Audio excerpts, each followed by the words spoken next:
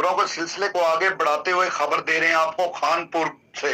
खानपुर के नवाही इलाका थाना रुकनपुरा की हदूद में बासर वडेरे ने मेहनतकश के घर को आग लगा दी, जमीन पर कब्जा कर लिया।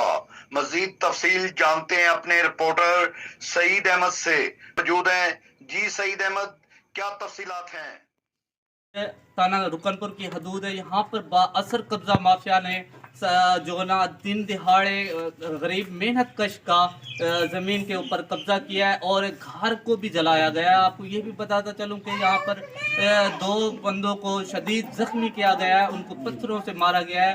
मजीद मेरे साथ अहला इलाका मौजूद है, अहले इलाका से जानते हैं क्या हुआ हुआ है और किस मामला से है। जी, आग लगा दी है उसने ईंटें भी मारी। नाम क्या था?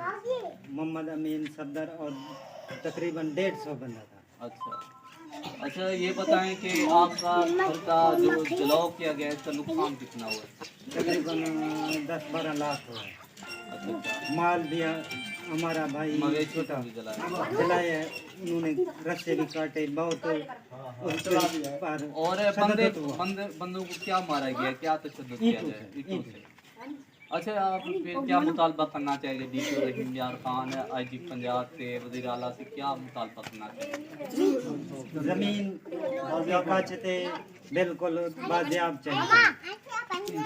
जी, जैसा कि आपने सुना कि अहला इलाका का कहना है कि हमें इंसाफ दिलाया जाए, हमारी जो कि कब्जा माफिया से ज़मीन छुड़वाई जाए और कब्जा माफिया के सख्त सख्त कार्रवाई अमल में लाई जाए ताकि अहले इलाका महफूज रह सकें। जी,